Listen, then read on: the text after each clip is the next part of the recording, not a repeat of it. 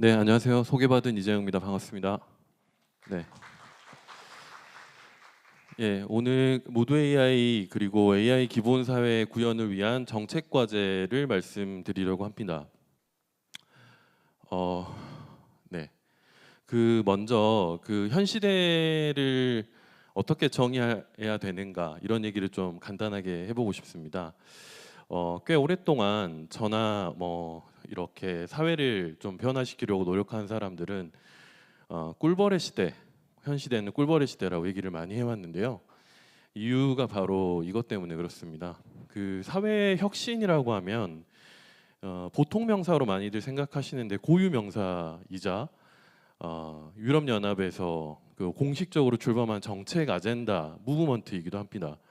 그래서 현대적인 소시오 이노베이션을 2000년대 그 유럽을 중심으로 시작하면서 보시는 것처럼 그 세계 대회를 열기 시작했는데요. 자타공인 사회를 혁신한 사람들의 세계 대회를 이 사람들이 내건 공식 엠블렘이 보시는 것처럼 꿀벌입니다. 네.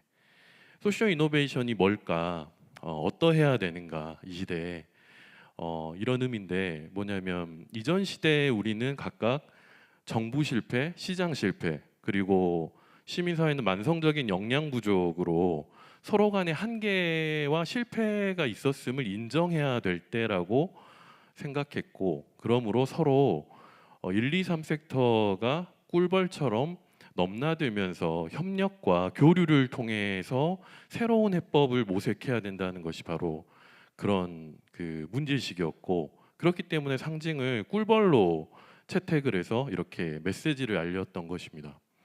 그래서 공식적인 그 시기에 이제 소셜 이노베이션, 사회 혁신에 대한 개념 정의들이 조금 풀어서 설명하면 이런 것들인 것인데, 요약하면 말씀대로 꿀벌과 같이 경계를 넘나들고 허물어뜨리고 서로 연대 협력, 교류를 촉진해야 된다는 것이죠. 이제는 조금 시대가 지나서 아시다시피 누가 뭐라 해도 지금 우리는 AI 시대를 살고 있는 것 같습니다. 그런데 AI는 그 일반 시민들이 느끼기에 두 가지 큰 걱정과 공포의 이미지로 먼저 다가온 것 같아요. 대표적인 게 이렇게 매트릭스에서 익숙했던 우리를 사이보그가 대체해서 일자리가 없어지면 어떨지 이런 고민이 하나고, 잘 아시는 것처럼 터미네이터, 스카이넷과 같은 엄청난 AI가 핵전쟁으로 인류를 없애버리면 어떻게 하지? 이런 인류 말살의 근본적인 어떤 존재의 공포가 두 가지인 것 같습니다. 근데 그 와중에 일반인들에게는 갑자기 이제 급격하게 회자가 되기 시작한 게 소버린 AI였던 것 같아요. 근데 소버린 AI가 사실 의미 있는 메시지도 있지만 굉장히 좀 그 생뚱맞고 의아하기도 합니다. 왜냐하면 너무 당연한 얘기이기 때문에 그렇습니다. 뭐 과거에 공공 클라우드나 그 이전에 우리 너무나 잘 아시는 것처럼 한컴 워드 프로세스처럼 정부의 정책은, 공공의 AI 정책이나 기술 정책은 당연히 자국의 주권과 국산 기업이나 제품을 옹호하는 것이 너무 당연한데 왜 이것을 갑자기 강조할까? 조금 일반 시민들이 느끼기엔 의아한 것이죠.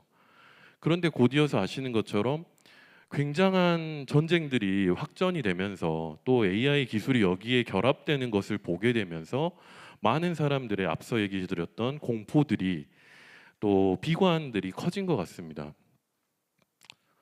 그래서 그 어떤 설문 결과가 있냐면 지난달에 나온 결과인데요. 서구권 10,000명의 시민들을 대상으로 조사했더니 많은 사람들이 AI 시대를 비관하고 거기에는 그 미래에는 내가 있지 않을 것 같다라는 그런 우울한 말씀을 해주셨어요. 그래서 결론적으로는 무려 100%가 설문에 참여한 모든 사람들이 우리 미래 세대는 분명히 우리보다 더 안 좋은 시대를 살 것이라고 확신한다라고 이렇게 비관적으로 얘기를 해주시는 지경에 이른 것입니다. 사실 그 우리가 그래서 문제를 해결하려면, AI 시대의 문제를 해결하려면 사회 문제를 보다 있는 그대로 정확하게 아는 게, 사실 진단하는 게 우선돼야 된다고 저는 생각을 합니다.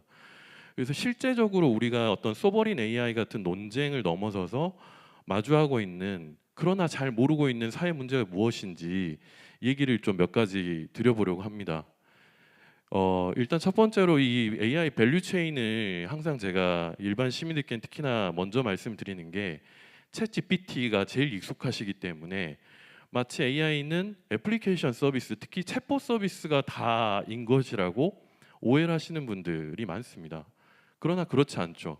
거대한 발전소, 전기가 필요하기 때문에 부터 데이터 센터 그리고 그 위에 얹어지는 거대한 알고리즘 이 있어야만 비로소 우리가 느끼고 체감하는 서비스들, 애플리케이션들이 나오게 되는 거거든요. 그러므로 AI가 일으키고 있는 사회 문제는 이 전체적인 큰 스케일의 가치사슬 안에서 종합적으로 일어나고 있다고 보는 것이 맞을 것 같습니다. 첫 번째는 당연하게 그래서 환경 문제입니다. AI 데이터 센터와 그에 필요한 전력 문제 때문에 만들어지고 있는 그 여러 발전소들이 천문학적인 전기뿐만 아니라 돈을 먹고 지어지고 있습니다.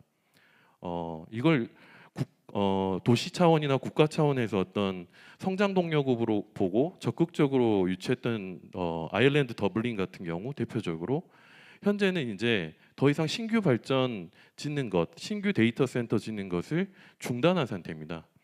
도시에서 생산하는 전기의 80% 이상을 이미 데이터 센서가 소비하고 있기 때문에 그렇죠. 돈도 마찬가지입니다. 여기 AI 데이터 센터는 특히나 아시다시피 감가상각이 엄청납니다. 2년마다 4년마다 새로운 것이 나오기 때문에 또 새로운 것으로 교체를 해야 되기 때문에 이렇게 들어가는 돈이 천문학적인 것이어서 수익을 어떻게 만들어낼까가 여전히 AI께는 큰 고민인 것입니다. 그리고 보시는 것처럼 말할 것도 없이 엄청난 건축과 건설이 일어나다 보니까 환경 문제나 공해 문제는 덤으로 따라오고 있는 것이죠. 그러다 보니까 바로 전쟁과 군수 방산과 AI가 전폭적으로 결합을 하고 있는 것입니다. 수익이 다른 곳에서는 쉽게 나오기가 어려운 상태인데 반해서 전 지구적인 갈등과 분쟁, 전쟁이 늘어나고 있는 상태에서 특히 방산 AI나 군수 AI는 폭발적으로 성장하기 때문에 그렇습니다. 그런데 이제 문제는 뭐냐면 전쟁에서 우리가 늘 공포 염려하는 그런 자동 살상 무기가 이미 두 곳의 전장에 투입되고 있다는 것입니다. 사람들은 이게 만들어지면 어떨까 정도로 고민하시는데요. 이미 두 곳에 투입이 됐습니다. 그래서 유엔의 보고의 결과에 따르면 그러니까 오히려 살상되는 군인들은 조금 줄었지만 민간인의 숫자는 폭증했어요. 가자 지구에서 초기에 살해된 그 전체 사람들 중에서 민간인이 80%를 차지했고 그 중에 절반 이상이 아동이었습니다. 너무나 손쉬워진 살상이기 때문에 그렇죠. 전쟁 양상이. 근데 그러니까 생기는 파생적인 문제는 뭐냐면 이번엔 AI 기업들이 공격의 대상이 됩니다. 더 이상 이제 발전소나 이런 데가 핵심 타겟이 아닌 것이죠. 이란 같은 경우가 그래서 반기업 공습을 이스라엘 할 때 마이크로소프트를 건물을 집중 타겟해서 폭격을 한 사례가 나온 상태입니다. 예. 이렇게 경계가 허물어진 AI 테크 기업들은 더 이상 본인들 스스로도 위협을 받고 있는 상황에 우리가 놓여 있는 것이죠. 그래서 정작 이런 문제들은 에너지가 쏟아지고 있지 않거나 소홀히 됩니다. 바로 접근성 같은 것입니다. 오른쪽에 있는 이 지민 양이 휠체어 장애인인데 드디어 이제 고3이 되어서 성인이 되기 직전이거든요. 수능을 앞두고 있어요. 이번에 이제 반배치를 수능 고사장을 하는데 해당 교실, 해당 층에 장애인 화장실이 있을지 없을지를 모릅니다. 랜덤으로 배정되거든요. 이것을 측정하거나 통합하고 있는 공공 데이터가 없습니다. 또 사립학교 같은 경우는 공공 데이터가 아니기 때문에 그걸 만들 의무도 없고요. 민간에 그래서 지민양 어머님이 이렇게 무이라고 하는 장애인 단체를 만들어서 이걸 데이터를 통합해보고 솔루션을 만들려고 해도 불가능합니다. 왜냐하면 국토부, 그다음에 보건복지부, 교육부, 지자체가 각각 다 따로 소관이고 말씀드린 심지어 민간 데이터와는 이것이 교류되는 체계 자체가 없기 때문에 그렇죠. 정작 중요한 이런 문제가 AI 시대에 여전히 그 마치 당연하다는 듯이 감수해야 된다는 듯이 남겨져 있는 것입니다. 사실 그것보다 더 심각한 거는 온라인 성착취 문제입니다. 잘 아시다시피 지금 최근 4년 내 우리나라에서도 온라인 성범죄가 무려 4배가 급증을 했습니다. 딥페이크 때문에 그렇고 리벤지 포르네 때문에 그렇죠. 그런데 이 문제가 얼마나 심각하냐면요. 오죽하면 트럼프 대통령, 미국의 트럼프 대통령이 AI 플랫폼 기업에게 이것을 만약에 신고가 들어오면 48시간 안에 지우라고 하는 법을 이 와중에 제정을 했습니다. 통과가 됐어요. 의회에서도 상하원 거의 만장일치로 통과가 돼서 테이크 잇 다운 법이 올해 5월에 제정이 됐습니다. 이제는 거의 우리나라만 남아있는 상태입니다. 그리고 잘 아시는 것처럼 저작권 문제는 이미 핫해져서 많이 아시죠. AI 학습 데이터가 부족하다 보니까 텍스트 데이터 마이닝 (TDM을) 하려고 하는 갈등이 심각한데 사실 자세히 보시면 이 논쟁과 해법이 대부분 창작자들의 권한, 저작물을 어디까지 도둑질하게 허용해 줄 것인가라는 아주 지엽적인 문제에만 머물고 있습니다.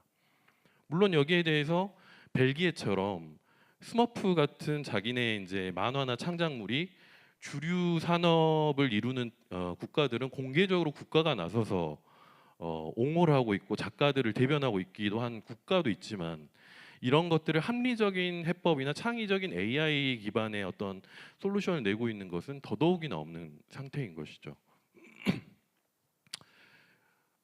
잘 아시다시피 교육은 이런 여러 문제들의 끝판왕과 같습니다. 교육은 너무나 중요하고 핵심적이고 이것이 어떤 영향을 미칠지 미국에서조차 찬반이 반반 오고 가거든요.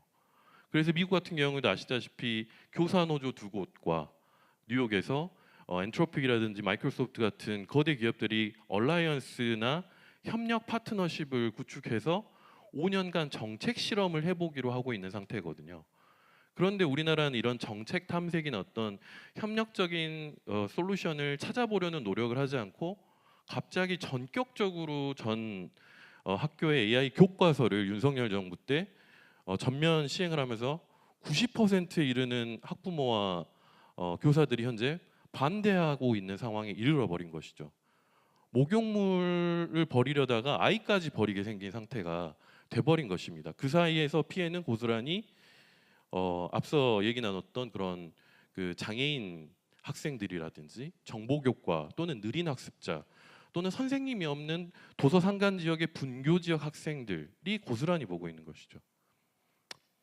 그렇기 때문에 결국 이런 문제들이 민주주의를 위협하고 있지 않냐. 근데 이것도 그렇지 않습니다. 아예 민주주의를 강타하고 있는 상태입니다. 이미 강타한 상태입니다. 아시다시피 작년에 우리나라를 포함해서 정권 교체 수준의 아주 중요한 선거가 전 세계적으로 50개국 이상에서 있었습니다. 그런데 조사를 해보니까 무려 이 중에 80%가 AI에서 크게 공격을 받았고 영향을 받았다고 올해 뉴욕타임즈가 스위스의 한 보고서를 인용해서 발표했습니다. 대표 사례로 이들은 이재명 대통령이 바로 마치 단식 기간에 폭식을 했다는 가짜 딥페이크 영상을 예로 들었고요. 제일 심각했던 곳은 루마니아였습니다. 아예 대선 후보가 바뀌었어요. 네, 1차 대선 후보에서 당선된 사람이 러시아의 그 공작을 받아서 이런 AI 조작으로 당선됐던 사람이라 취소되고 2차에는 다른 사람이 되었습니다. 이런 사태가 올해도 계속 이어지고 있는 상태이죠. 그렇기 때문에 잘 아신 것처럼 2024년에 노벨 경제학상을 수상한 데런 에스모글루라든가 로버트 라이시 전 국방부 장관 같은 분들은 이제는 아예 고소득층을 독점하는 경제적 양극화를 떠나서 이러한 테크 기업과 테크 기업의 창업자들이 아예 민주주의와 자본주의를 분리하려고 한다. 그걸 통해서 대중 권력, 그 여론 권력을 독점해서 일종의 귀족처럼 구는 사태가 벌어지고 있다. 이렇게까지 개탄을 하고 강하게 비판을 하고 있는 상태입니다. 바로 우리가 이런 상태에서 모두의 AI 그리고 AI 기본 사회를 만들어가야 하는 과제를 부여받고 있다고 생각을 합니다. 아시다시피 우리나라가 제일 늦었지만 이미 각국 그리고 유럽 같은 대륙 차원에서는 모두 AI 액션 플랜을 수립을 완료하고 본격적인 2단계 레이스에 돌입을 한 상태인데, 당연하게 앞에 그런 사회적 흐름, 변화들, 문제들 때문에 표면적으로 주권 AI뿐만 아니라 공익적인 AI를 이들 국가들의 액션 플랜은 모두 균형적으로 녹아 있고 추구하려고는 하고 있는 상태입니다. 그러나 잘 아시다시피 파리 AI 정상회의가 상징적이었죠. 미국과 영국이 포용적 AI를 위한 선언문에 사인을 거부하는 사태로 파행이 끝났습니다. 네. 가장 강력한 국가, AI 패권과 군사 패권을 리드하고 있는 국가들이 앞장서서 이러한 포용적이고 공익적인 AI 담론이 확산되는 것에 여러 이유가 있지만, 표면적인 이유든 뭐 속내가 다른 게 있든 거부를 하고 있어서 우리가 여러 고민 속에 있는 상태인 것이죠. 그렇기 때문에 이제서야 이 AI 액션 플랜을 가장 마지막에 만들고 있고 후발국일 수 있는, 그렇지만 AI 3강을 목표로 하는 우리나라에게는 더더욱이나 이 질문, AI를 도대체 왜, 누구를 위해서, 누가 어떻게 만들어야 하는가라는 질문이 매우 매우 중요한 화두이고 화두여야만 한다고 생각을 합니다. 그렇다고 해서 각국이나 AI 기업 자체적으로 이렇게 폭주하고만 있는 건 아닙니다. 자정작용이나 자구적인 노력도 많죠. 대표적으로 유럽연합은 잘 아시는 것처럼 이렇게 안전과 신뢰 확보를 위한 규제나 법률을 속속 하나씩 내보이고 있고, 놀랍게도 미국에서 시작한 AI 스타트업인 엔트로픽 같은 기업들도 이 씬을 주도하고 있지만 동시에 투명성이나 안전 신뢰를 구축하기 위한 스스로의 자율 규제라든가 프레임워크를 계속 개발해서 보급하고 있는 노력을 하기도 합니다. 왜냐하면 기업이 스스로 이것을 하지 않으면 결국에 정부가, 외람된 말씀이지만, 이상한 규제로 발목을 잡을 거기 때문에 차라리 기업이 나서서 이런 것들을 전문성을 갖고 먼저 잘 갖추어서 소비자 신뢰와 이해자의 다중이해 관계자의 신뢰를 얻는 것이 훨씬 더 큰 혁신, 지속 가능한 혁신을 추동할 것이라는 것을 알고 있기 때문에 그렇습니다. 이러한 노력들의 흐름은 마찬가지로 어떤 긴 역사를 갖고 있기도 한 편입니다. 공익적이고 세상을 바꿀 이로운 기술들은 파편화돼서 많이 시작했는데 2010년대에 들어서 본격적으로 미국에서는 시빅테크라고 해서 시민 기술, 시민의 어떤 공공복리라든지 복지를 위해서 기획 개발된 기술이라는 것이 코드 포 아메리카를 중심으로 본격적으로 정립되었고, 동시에 2014년에 유럽연합은 아까 모두에 말씀드린 사회혁신의 시즌 2로서 디지털 사회혁신이라고 하는 정책 무브먼트를 런칭하면서 이런 것들이 본격화되기 시작했습니다. 그리고 이어서 이제 2020년대 코로나 전후로는 프랑스가 세계 최초로 이제 데이터 자체를 공익 데이터라고 하는 개념을 창출을 해냈습니다. 정부 공공이 생성하진 않았지만 저희 같은 민간 공익법인이나 또 사법부 같은 곳들이 만들어낸 공익성이 있는 데이터를 공익 데이터로 규정을 했고요. 이런 것들을 유럽연합도 적극적으로 수용을 해서 2023년에 데이터 거버넌스법을 제정하면서 데이터 이타주의, 그리고 이런 것들을 저희처럼 전문적으로 수행하는 공익법인을 데이터 이타주의 기관으로 지정하고 육성하면서 본격화되고 있는 상태입니다. 그리고 바로 이런 토대 위에서 AI마저도 이제는 공익적으로 AI를 통제하고 소유하고 개발해야 된다고 하는 담론이 나오기 시작했습니다. 만들어지고 있습니다. 대표적인 분이 바로 이 마리아나 마주카토 같은 분이신데요. 그런 무브먼트의 결과로서 그래서 놀랍게도 어떠한 규제도 하고 있지 않은 미국의 최신 AI 스타트업들이 모조리 하나도 예외 없이 공익적 지배구조를 채택하고 창업되기에 이른 것입니다. 아시다시피 오픈 AI는 창업 때부터 해서 현재 이 순간까지도 비영리 법인이 영리 지주회사의 주식을 100% 소유하고 있는 공익적 지배구조를 갖고 있어요. 그런데 여기에서도 여러 갈등과 한계 속에서 뛰쳐나온 분들이 창립한 엔트로픽 같은 경우에는 장기이익을 추구하는 걸 목표로 하는 비영리 신탁 기금이 지주회사의 이사회 과반을 선임할 수 있는 권한을 기업 내규상 제정해서 부여했습니다.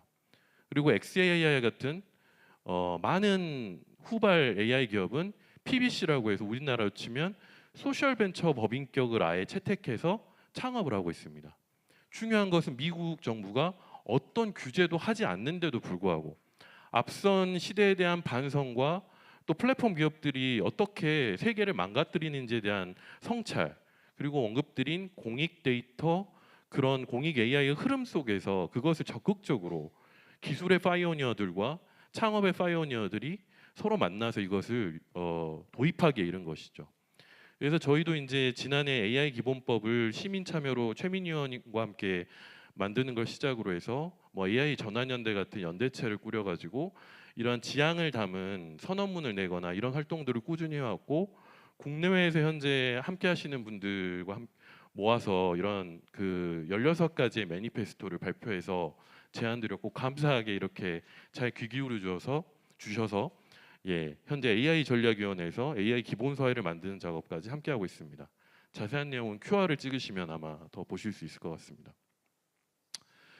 그리고 이제 올해는 경제적으로도 유엔이 지정한 세계 협동조합의 해이기 때문에 이런 기본 사회를 위한 현재 사회 연대 경제 협의체가 국회나 시민사회, 정책계에서 활발하게 진행되고 있는데요. 거기에도 공익 AI가 핵심적인 과제로 채택이 되어 있는 상태입니다. 그래서 바로 이런 상황 속에서 이제 저희가 그 구체적인 정책 과제를 만들어 가야 되는 단계라고 생각을 합니다. AI 기본 사회는 기본적으로 그래서 큰 사회 그리고 큰 정부를 모두 포괄하고 있는 개념이라고 볼 수가 있습니다. 여기에는 언급드린 것처럼 참여 민주주의가 가장 핵심적인 지향이자 원리가 돼야 되고 있습니다. 단순한 분배를 넘어서서 그래서 모든 사람들이 소유와 경영까지 할 수 있는 그런 민주주의를 내재화해야 되는 상태라고 생각을 하고, 두 번째는 이제 기술 기본권이 아예 헌법적인 가치, 곧 있을 어떤 헌법 개정 논의에까지가 탑재되어서 국민들의 보편적인 기본권으로까지 제시되고 수용돼야 되는 그런 개념으로 나아가고 있습니다. 그리고 앞서 말씀드린 것처럼 그것을 실행하는 방법은 당연히 1, 2, 3섹터 간 협력을 통한 사회 혁신이어야 되고, 꿀벌처럼, 그리고 그걸 통해 만들어가야 되는 창업이나 경제의 큰 축은 당연히 사회 연대 경제를 지향해야 되는 상황입니다. 그 결과물로서 구현되는 것이 바로 우리 모두가 꿈꾸는 복지국가일 텐데, 이전처럼 국민 최저 생활선, 기초 생활선만 보장하는 것이 아니라 이재명 대통령이 강조하신 것처럼 평균선까지 올라올 수 있도록 기본선을 향상해야만 하고, 그것이 어떤 누구나 누릴 수 있는 행복일 수 있게 해야 되는 과제가 남아 있는 것 같습니다. 그리고 이번에 유엔 그 안보리 때 보신 것처럼 많은 국가들이 한국을 굉장히 기대하고 있고 한국의 역할을 바라고 있죠. 크게 보면 글로벌 사우스일 수 있는 이런 곳들에게 우리가 앞선 경험과 정립된 모델을 컨텐츠화해서 공유하고 확산시켜 나가야 되는 과제까지 있는 것 같습니다. 현재 그래서 국가 AI 전략위원회는 AI 액션 플랜 초안을 발표하면서 앞서 말씀드린 것과 유사한 이런 AI 기본 사회 그리고 모두 AI의 비전과 전략 방향을 러프하게 초안을 낸 상태인데요. 앞으로 저희가 아마도 이러한 법률 제정과 정책 과제를 실현화하는 작업들을 여러분들의 의견도 듣고 더 내부 논의를 숙성시키고 발전시켜서 보다 완성도 있는 모두 AI 그리고 AI 기본 사회의 모습을 만들어내도록 노력해 볼 예정입니다. 네, 많은 관심과 응원 부탁드리겠습니다. 감사합니다.